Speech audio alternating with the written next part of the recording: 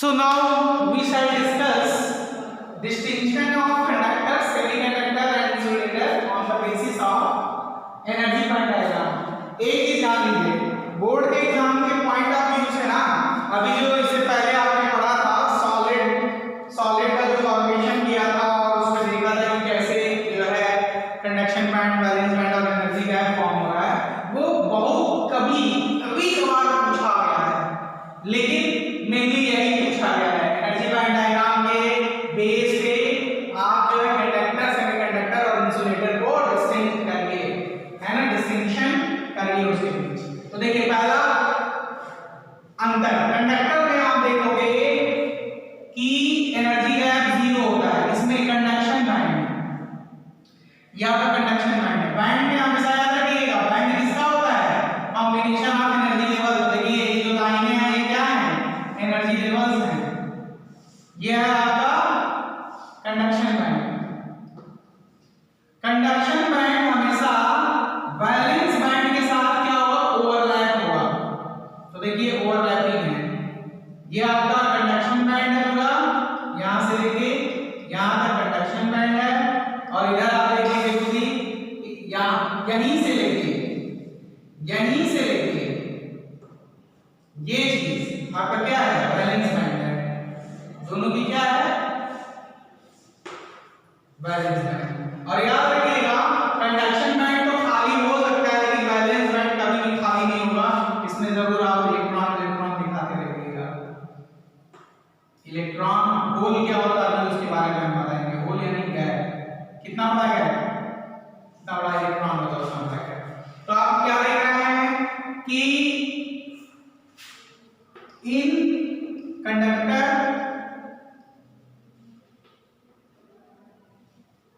Valence band overlap with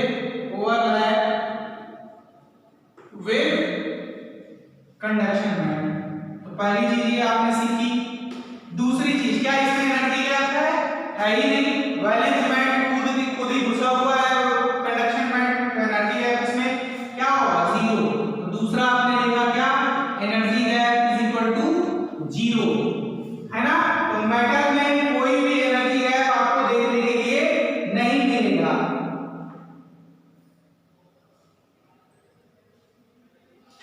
और इसमें आपको, क्योंकि दोनों ओवरलैप हो रहे हैं, कंडक्शन वैलेंस बैंड ऑलरेडी, जो भी वैलेंस बैंड में इलेक्ट्रॉन होंगे उनको हीट की जरूरत ही नहीं होगी, वो ऑलरेडी कंडक्शन बैंड में मौजूद होंगे। तो a lot of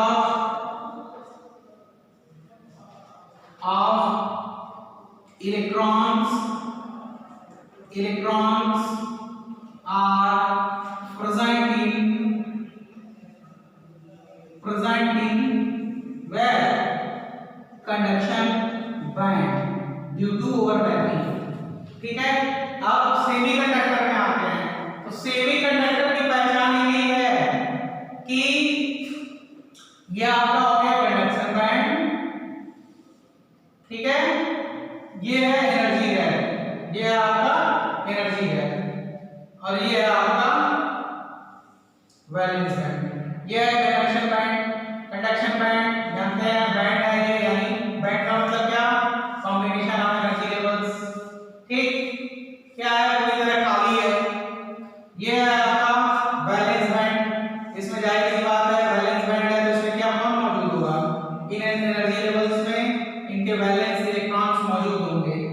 तो यहाँ आप इलेक्ट्रॉन दिखा देंगे, कुछ इलेक्ट्रॉन जरूर दिखाएं, और इलेक्ट्रॉन के साथ कुछ होल्स भी दिखाएं। होल्स का मतलब इलेक्ट्रॉन के बराबर की खाली जगह नहीं, ठीक है।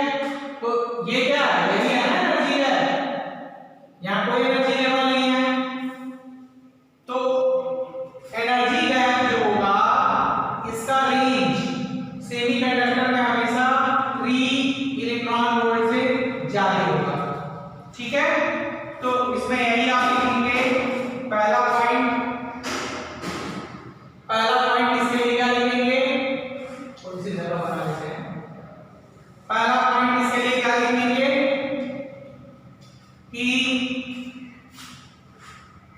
there is large separation, large gap between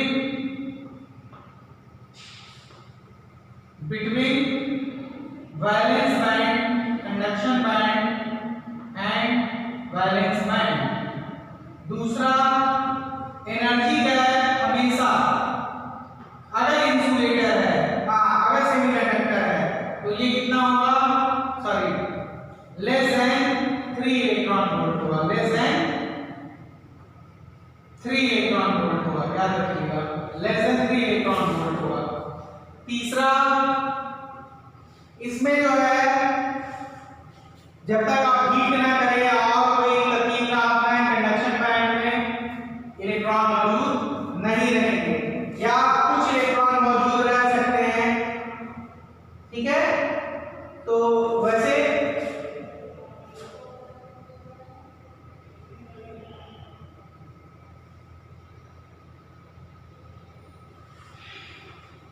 इसमें no electron is present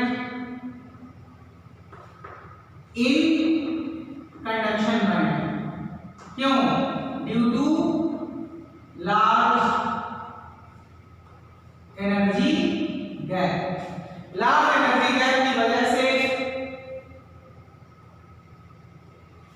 conduction band में आपको इलेक्ट्रॉन नहीं मिलेगा, लेकिन अगर टेम्परेचर बढ़ाएंगे तो इन इलेक्ट्रॉन्स को एनर्जी मिल जाएगी और इतनी एनर्जी मिल जाएगी कि वो 3 इलेक्ट्रॉन वोल्ट को नाप के कंडक्शन बैंड में चले जाएंगे। इस तरह से इसमें करंट का फ्लो शुरू हो जाएगा।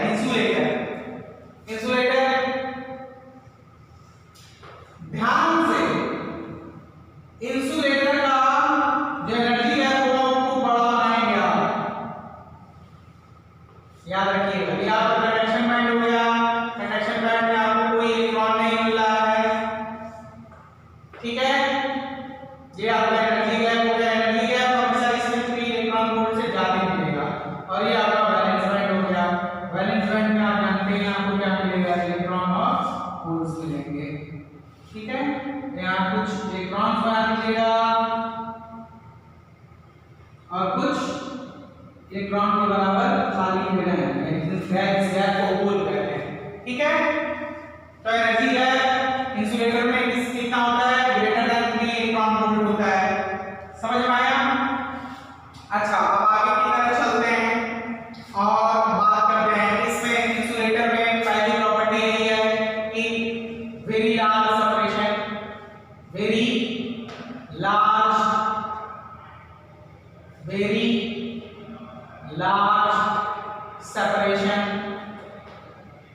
separation between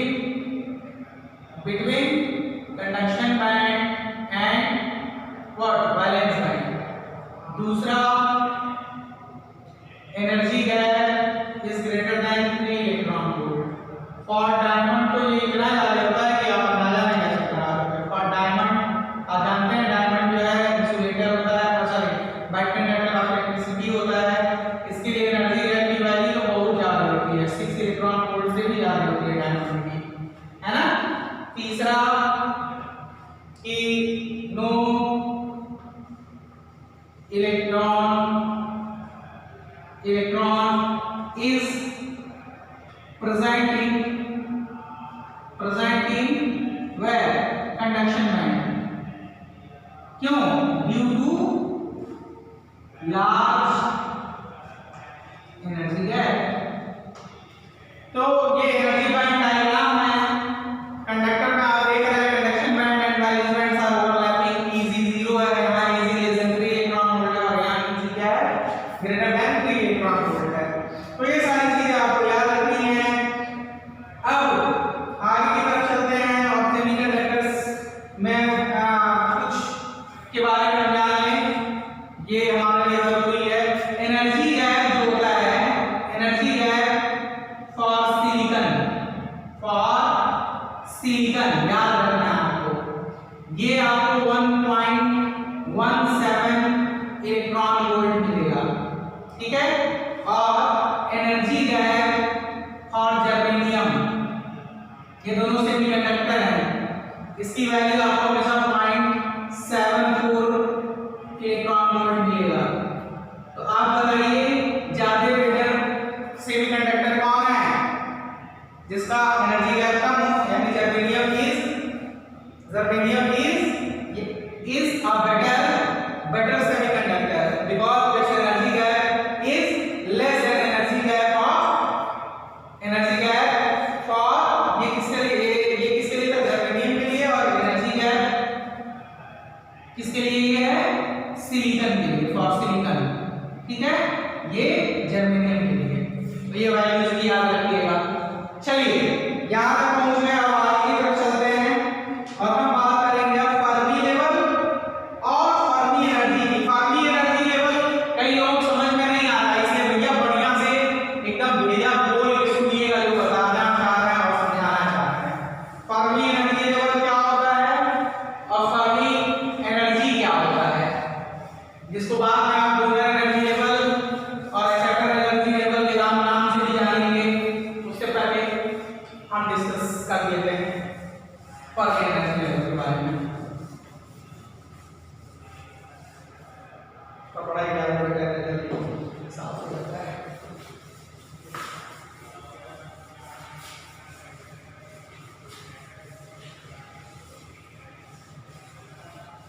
दो डिफिनीशन बना बताएंगे, दोनों में जो अच्छा लगेगा, जो आपके समझ में आ जाएगा, तो वो आप एक्सेप्ट कर लीजिएगा। आप जानते हैं कि जब एक सॉलिड बनता है इसमें क्या होता है, ये होता है वैलेंस बैंड, ये होता है कंडक्शन बैंड, और ये बीच में एनर्जी गैप होता है, ये आप जानते हैं। और ये बहुत सारे एनर्जी लेवल से मिलकर बना होता है ये बैंड्स। ठीक है, अब फर्मी एनर्जी लेवल क्या होता है ये जानेंगे।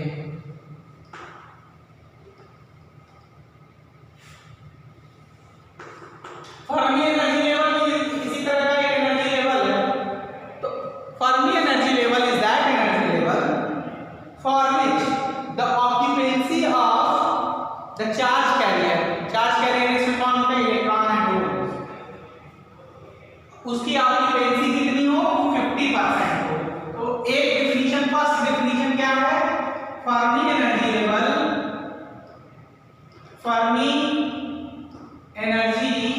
लेवल ये सभी क्या है, एक लाइन क्या है, ये सब एनर्जी लेवल है ना। तो फर्मी एनर्जी लेवल भी एक एनर्जी लेवल है, यानी एक ऑर्बिट से मिलके बना है, एक ऑर्बिटल से मिलके बना है। Fermi energy level is that energy level for which occupancy of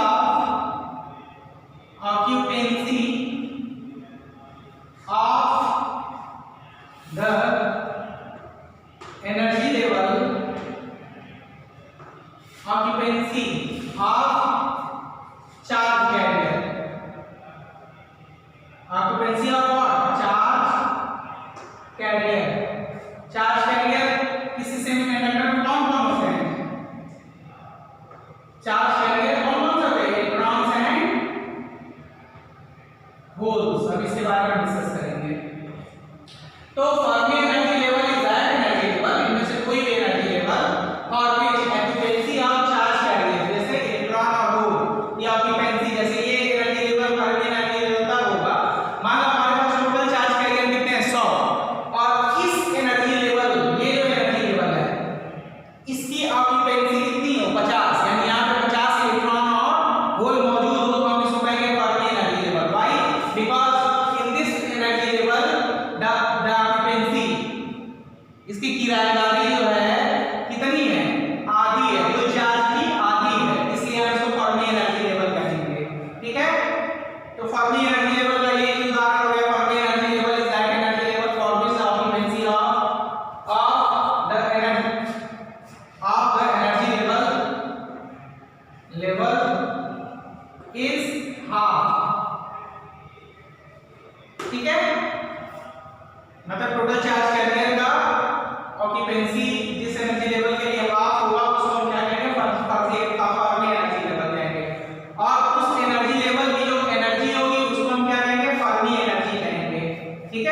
उससे पहले दूसरी डिफिनीशन देख लेते हैं, सेकंड डिफिनीशन जो बहुत इंपॉर्टेंट है।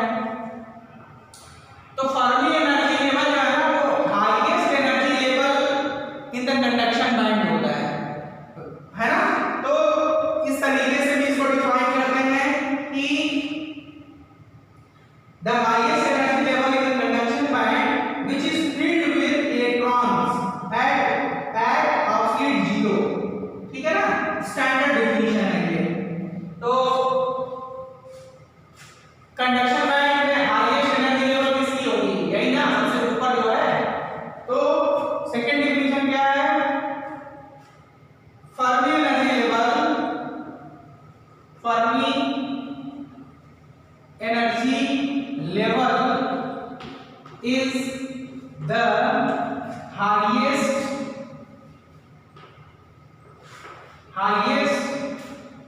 energy level कहां पे, in conduction band, in conduction band जिसकी ऑक्यूपेंसी होगी या जिसमें इलेक्ट्रॉन हमेशा अवेलेबल होगा, conduction band which is filled with electron level in conduction band which is filled with electrons, ठीक है, electrons at 0 Kelvin या absolute temperature, ठीक है। तो Fermi energy level is the highest energy level in the conduction band which is filled with electron, और कब filled हो, at 0 kelvin absolute temperature. दूसरी डेफिनेशन हमने आपको बता दी है। और फर्मी एनर्जी किसको कहेंगे तब, फर्मी एनर्जी सिंपल है, energy of Fermi energy level, energy of the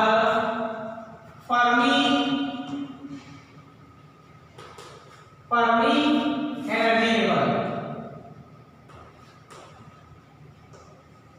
is known as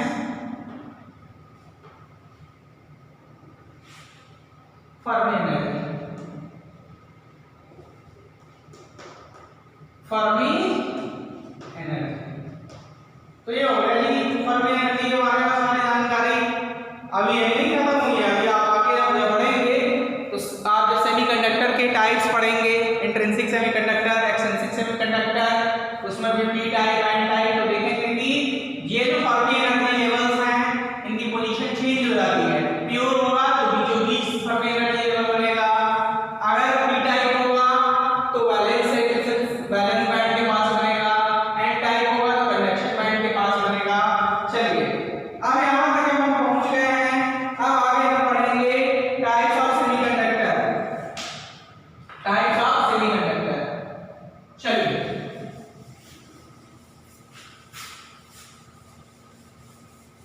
types of semiconductor. तो सेमीकंडक्टर का टाइप जो है आप जानते ही हैं, दो तरह के सेमीकंडक्टर आपको मिलेंगे, है जी, अकॉर्डिंग टू डोपिंग, डोपिंग का मतलब मिलावट के अनुसार। एक तो शुद्ध, एक कौन सा आपको मिलेगा, एक मिलेगा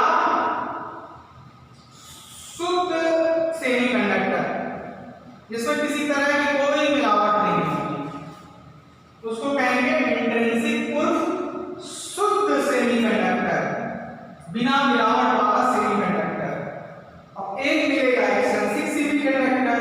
तो एक्सट्रिंसिक सेमीकंडक्टर में आप क्या करते हैं कि सेमीकंडक्टर की कंडक्टिविटी या इलेक्ट्रिकल प्रॉपर्टी को बढ़ाने के लिए आप उसमें क्या करते हैं, सेलेक्टिव इंप्योरिटी की मिलावट करते हैं। तो इंट्रिंसिक यानी शुद्ध यानी प्योर सेमीकंडक्टर, एक्सट्रिंसिक यानी इम्प्योर जिसमें हम क्या करेंगे, प्योर सेमीकंडक्टर में मिलावट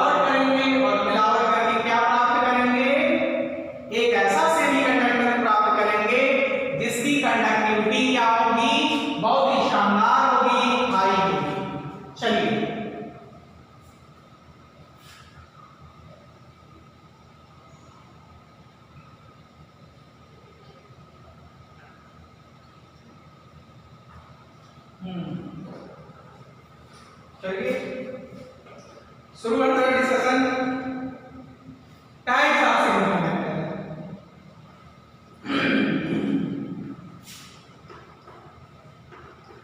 टाइप्स ऑफ सेमीकंडक्टर। तो भाई सेमीकंडक्टर जो है आपके दो टाइप में पढ़ने हैं, एक intrinsic semiconductor,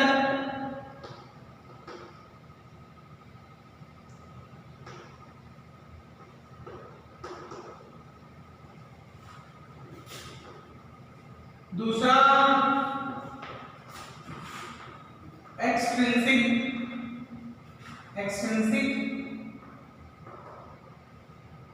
semi conductor C/D लिखते हैं।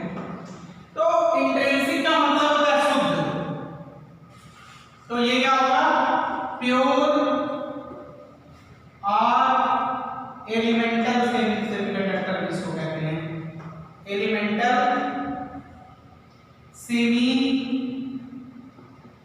कंडक्टर भी इसको कहते हैं जी। समझे साहब? एग्जांपल ले लीजिए, तो वही पुराना एग्जांपल, जर्मेनियम, सिलिकॉन, ठीक है। ये जर्मेनियम और सिलिकॉन जो है ये क्या है, प्योर सेमीकंडक्टर है या इंट्रिंसिक सेमीकंडक्टर है, कोई तरह की मिलावट नहीं है। एक्सट्रिंसिक सेमीकंडक्टर इसको क्या कहेंगे,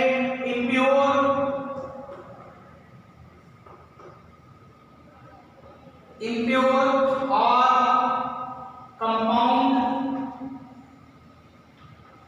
सेमीकंडक्टर भी इसको कहते हैं।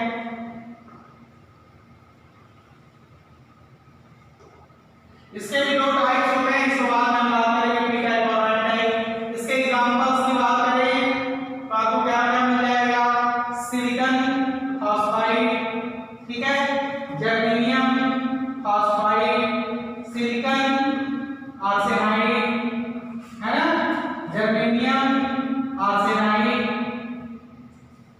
ये सारे कंपाउंड्स हैं, ठीक है। और क्या है ये एक्सट्रिंसिक सेमीकंडक्टर के, देखिए सब में मिलावट है, इसमें फास्फोरस की मिलावट है, इसमें फास्फोरस की, इसमें आर्सेनिक की, इसमें आर्सेनिक की, या फिर AlSi भी हो सकता है, ठीक है, या AlSi हो सकता है, एल्युमिनियम सिलिकेट, जैसे सब फार्मूला अलग होगा, गैलियम आर्सेनाइड फॉस्फाइड, ये भी एक तरह का। तो ये एग्जांपल्स हो गए। तो आपको मेनली सेमीकंडक्टर पढ़ना है, इंट्रिंसिक सेमीकंडक्टर जो प्योर होता है, एलिमेंटल फॉर्म में होता है, एक्सट्रिंसिक सेमीकंडक्टर ये लिए आपको। एक्सट्रिंसिक सेमीकंडक्टर को हम दो और भागों में बांट सकते हैं, यही जान लेते हैं। एक पी टाइप सेमीकंडक्टर, याद रखिएगा पी स्मॉल होना चाहिए, अगर कैपिटल किसी ने बनाया तो काट देंगे, पहले समझा दिया। P type semiconductor, P type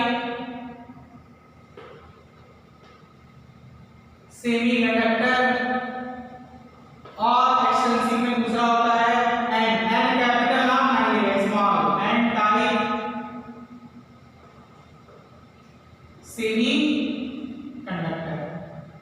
तो ये तो बात हो गई भाई डिवीजन की, कि इंट्रिंसिक सेमीकंडक्टर प्योर सेमीकंडक्टर होता है, जिसको एलिमेंटल सेमीकंडक्टर कहते हैं।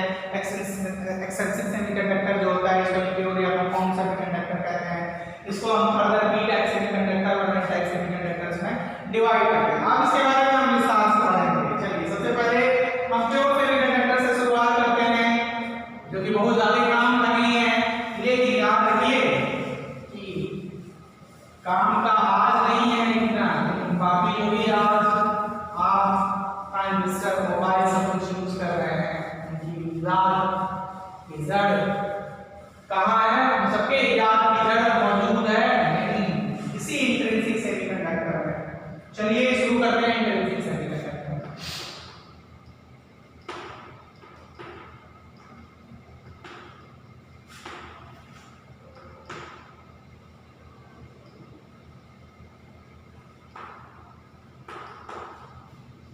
पॉइंट डेफिनेशन पहले a semiconductor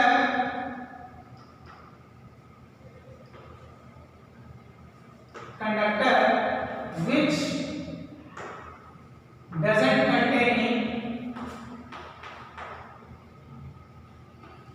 contain any impurity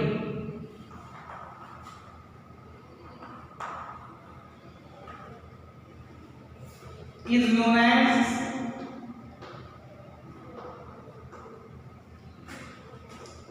intrinsic or pure semiconductor. Example आपको बताया गया था सिलिकॉन एंड जर्मेनियम है जी। अब हम आगे जाएंगे और इनके वर्किंग के बारे में जानेंगे कि ये जो इंट्रिंसिक सेमीकंडक्टर है कैसे वर्क करता है।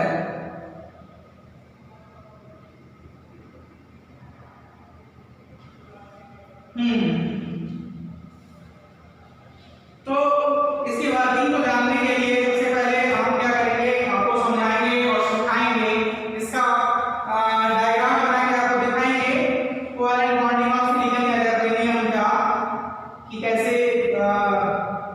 ये वर्क करता है। तो मान low consider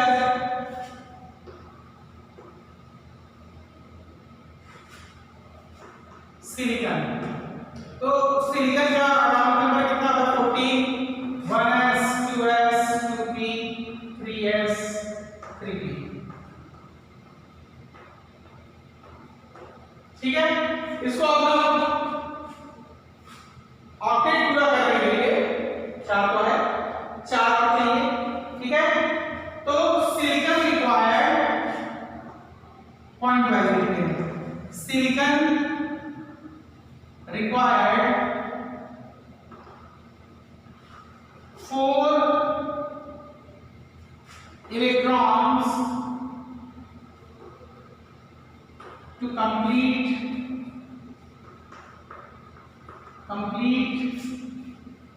its octet for stability। तो ये करता क्या है देखिए, अब ध्यान दीजिए, ये मान लीजिए एक सिलिकॉन है, एक सिलिकॉन यहाँ है, एक सिलिकॉन यहाँ है, एक सिलिकॉन यहाँ है, एक सिलिकॉन यहाँ है, एक सिलिकॉन यहाँ है, एक सिलिकॉन यहाँ है, एक सिलिकॉन यहाँ है और एक सिलिकॉन यहाँ है, ठीक है।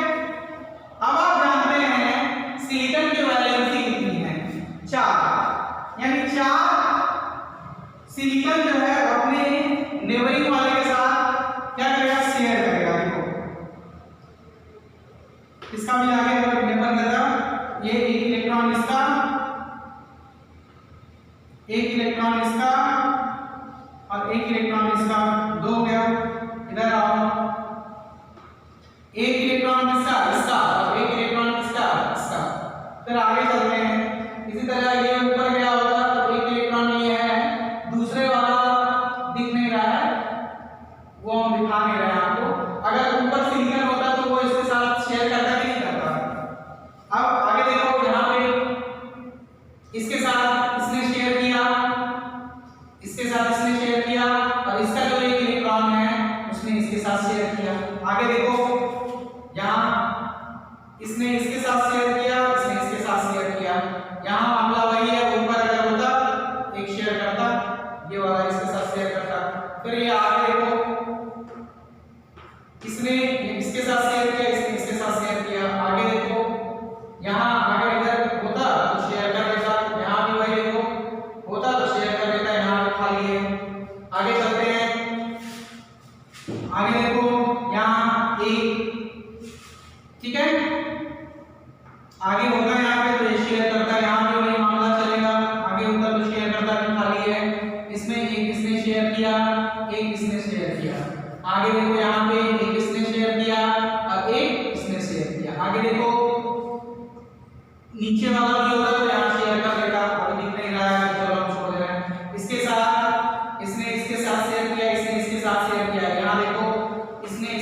शेयर किया, इसने इसके साथ शेयर किया। इधर देखो इसने शेयर किया, लेकिन यहाँ पे सिलिकॉन होता तो यहाँ शेयर करता।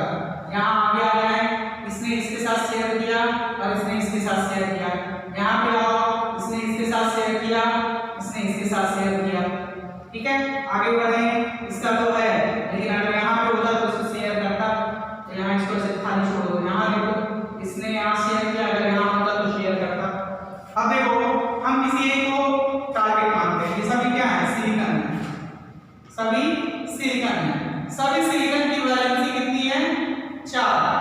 और स्टेबिलिटी के लिए क्या चाहिए होगा? स्टेबिलिटी के लिए इन सबको चाहिए होंगे 8 इलेक्ट्रॉन। चलो देखते हैं, ये सारे के सारे आपके सिलिकॉन है। सिलिकॉन है। हेयर सेंट्रल वाले को देखो, सेंट्रल वालों के पास 4 सिलिकॉन एटम इलेक्ट्रॉन है, and it is sharing 4 other electron with the neighboring silicon. In this way, it is completing its octet and becomes stable. तो ये चीज आपको बिल्कुल क्लियर समझ में आ जानी चाहिए कि यहाँ पे आप देख रहे हो कि सिलिकॉन का जो क्रिस्टल है, इन दैट नाउ यहाँ आप लिखोगे एक्सप्लेनेशन में, silicon Si is sharing 4 electrons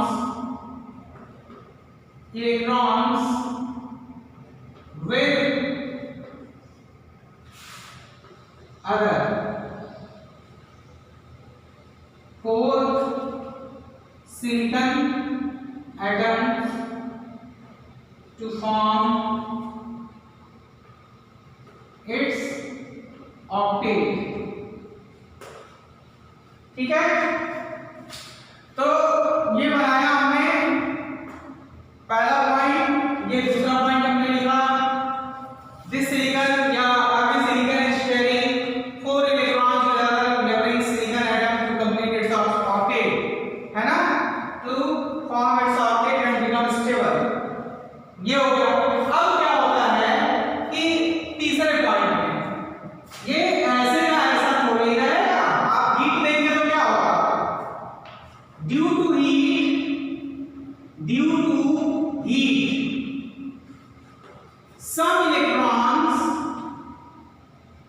some electrons यहीं से क्रमांक शुरू होगा, ध्यान दीजिए। some electron will leave its place। ठीक है, तो जो जगह ये छोड़ेगा उसको कहेंगे गैप या प्लेस। लेफ्ट प्लेस यही इंपॉर्टेंट है, इसी को होल कहेंगे। लेफ्ट प्लेस, कौन सा लेफ्ट प्लेस? जो इलेक्ट्रॉन ने छोड़ा, left place is known as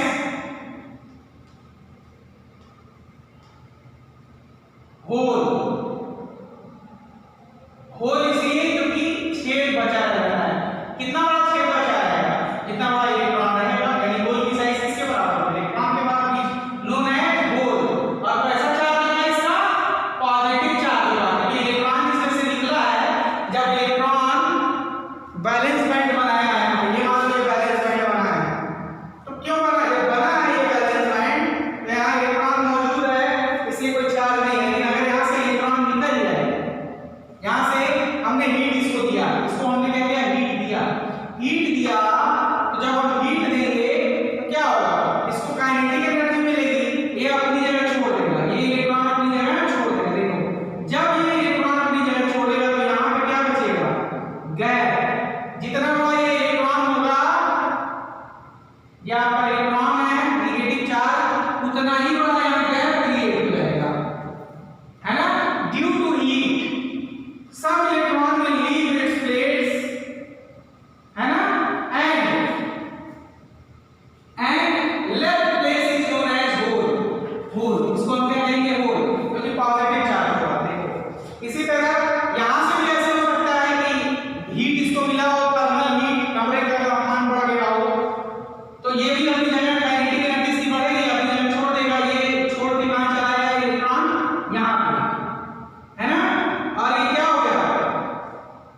negative charge. तो यहाँ जहां से हमने जगह छोड़ा है इतना बड़ा यहाँ क्या बनेगा, गैप, और ये गैप का चार्ज कैसा आएगा, पॉजिटिव।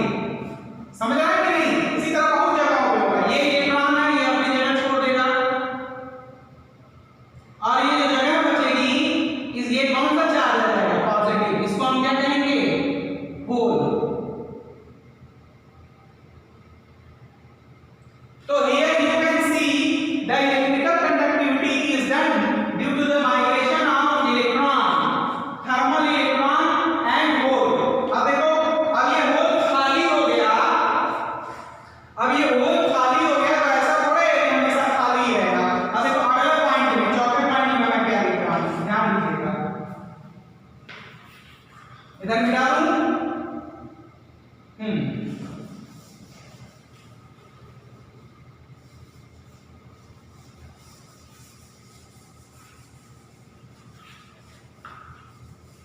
फोर्थ पॉइंट में, due to thermal kinetic energy, thermal kinetic energy, electrons will leave its place, creating positive charge gap, जिसको हम क्या कहते हैं, whole. So the migration of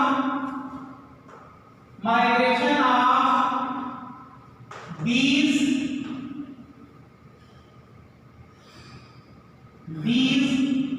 holes and electrons are cause of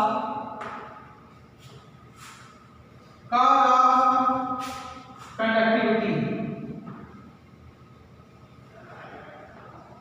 ठीक है, हम next देखिए अगला। अब मान लो कि यहां गैप क्रिएट हो गया है, यहां गैप क्रिएट हो गया, तो ऐसा नहीं है कि ये गैप हमेशा खाली ही रहेगा, बगल वाला ये इलेक्ट्रॉन क्या करेगा, कूद जाएगा इस पे और इसकी जगह ले लेगा, इसकी जगह ले लेगा। तो अब गैप कहां आ गया, यहां आ गया, देखो, ठीक है। अब ये वाला इलेक्ट्रॉन क्या है, तुम खाली हो, तुमको हम खाली नहीं रहने देंगे। ये क्या करेगा, ये कूदेगा और इस गैप में चला जाएगा, इसको भर देगा। तो जब कूदेगा और इसको भर देगा तो ये वाली जगह क्या हो जाएगी, खाली हो जाएगी।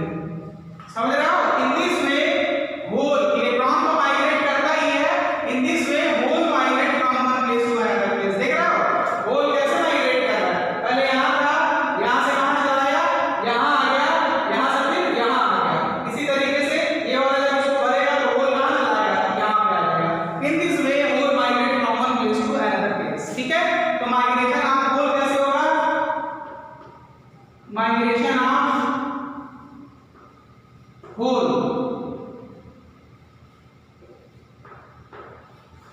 नेबरिंग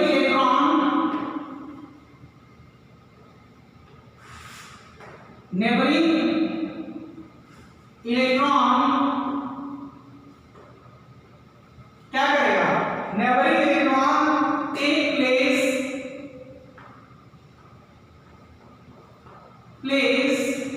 ऑफ गैप, हाँ, creating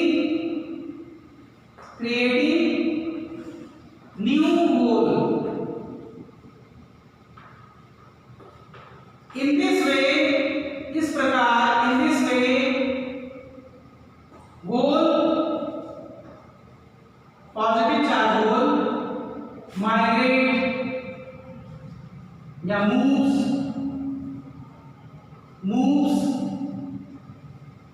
in the semi conductor, है ना।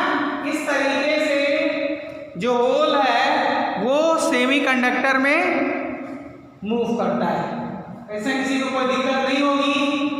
Next point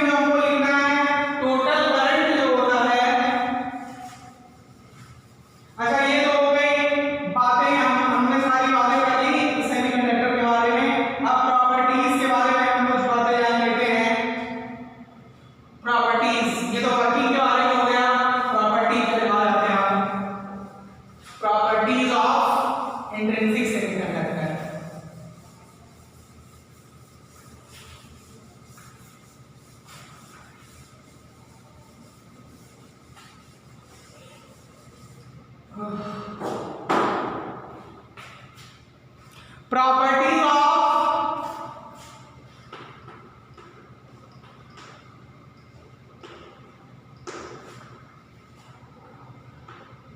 intrinsic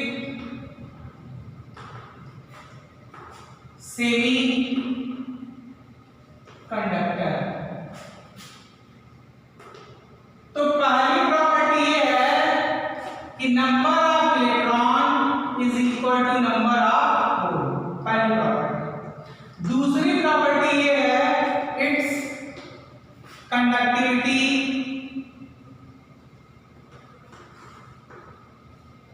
is low, ठीक है। चौथी प्रॉपर्टी, इसका अगर हम एनर्जी बैंड डायग्राम बनाएंगे इंट्रिंसिक सेमीकंडक्टर का, तो याद रखिएगा, बहुत ध्यान से देखिएगा कि ये सेमीकंडक्टर है, सेमीकंडक्टर है, या आपका कंडक्शन बैंड हो गया। इस कंडक्शन बैंड में आपको थोड़े बहुत इलेक्ट्रॉन मिलेंगे, और ये जो थोड़े बहुत इलेक्ट्रॉन मिल रहे हैं, इलेक्ट्रॉन इन कंडक्शन बैंड क्यों मिल रहे हैं? Due to thermal kinetic energy की वजह से। इतने एनर्जी इसको मिल रही है, एनर्जी गैप क्रॉस कर जा रहा है, और ये आपका कंडक्शन वैलेंस बैंड है। इस वैलेंस बैंड में आपको क्या मिलेगा? याद आ रहा है ना? होल मिलेगा, होल। ये इलेक्ट्रॉन, ये इलेक्ट्रॉन, ये इलेक्ट्रॉन, ये इलेक्ट्रॉन, और इलेक्ट्रॉन की खाली जगह क्या होगी? होल। समझ में आया? तो ये होल, ये क्या है? होल है, और ये जो आप जान ही रहे हैं इलेक्ट्रॉन है, ठीक है। ये क्या है? होल है। यहाँ आपको बहुत इलेक्ट्रॉन मिलते हैं due to thermal kinetic energy. Energy gap की बात करते हैं। एनर्जी गैप आप जानते हैं, सेमीकंडक्टर है तो लेस नहीं होगा, है ना। अगर ये सिलिकॉन होता तो जाहिर सी बात है 1.2 या 1.17 इसका एनर्जी गैप होता, जर्मेनियम होता तो 0.74 से कम होता। लेकिन अब देखो फर्मी एनर्जी लेवल जो है ना, इसके ठीक बीचों बीच बनता है। ये जो है, ये एनर्जी लेवल, ये this is Fermi energy level. ये हमेशा एकदम दिखाओगे क्या बीचों बीच बने, तो इसमें याद रखना हमें कि Fermi energy level, Fermi energy level form in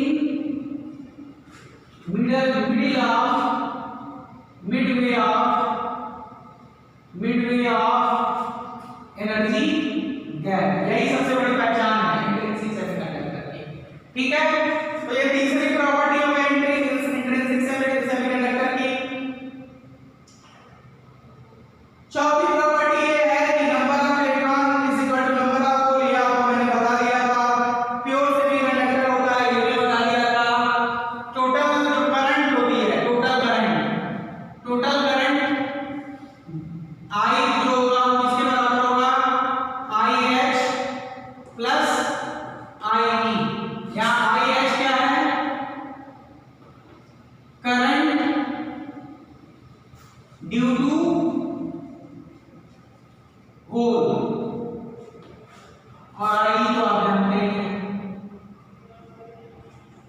current due two electron.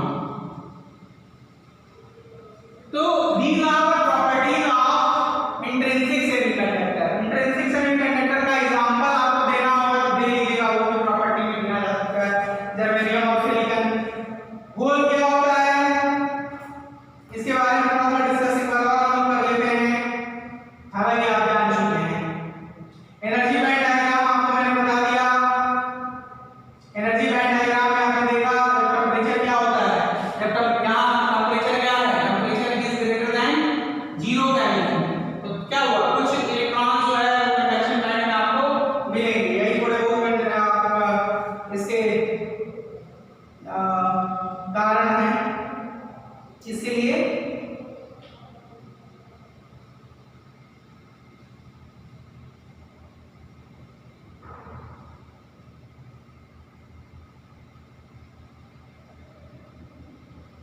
अब लिमिटेशन की बात कर लेते हैं, क्या कमियां हैं लिमिटेशन।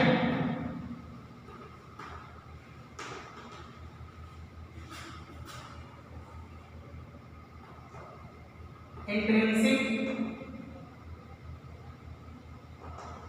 सेमीकंडक्टर, तो कमियां आप जान ही रहे हैं। पहला लो conductivity,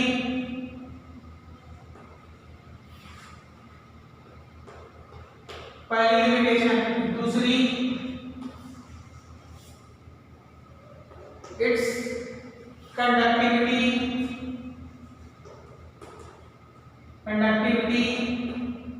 can't be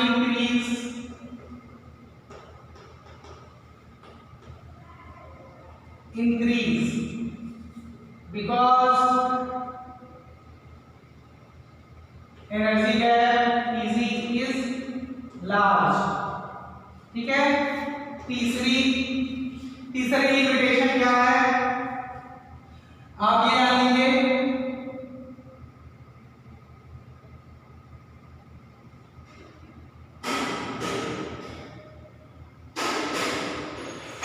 intrinsic semiconductor में Ne is equal to NH, so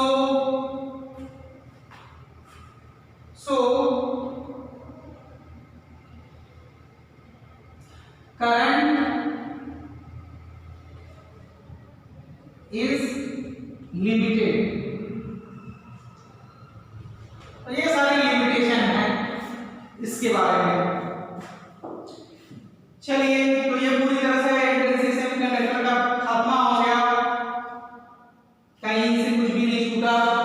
आगे हम एक्सट्रिंसिक सेमीकंडक्टर का डिस्कशन करेंगे और वहां पर देखेंगे कि एक्सट्रिंसिक सेमीकंडक्टर जो कि असल सेमीकंडक्टर है उसको हम कैसे बनाते हैं, उसकी कंडक्टिविटी इतनी हाई क्यों होती है ना, वहां फर्मी एनर्जी लेवल्स कैसे फॉर्म होते हैं, इन सारी चीज़ों के बारे में पढ़ेंगे। ठीक है, थैंक यू वेरी मच।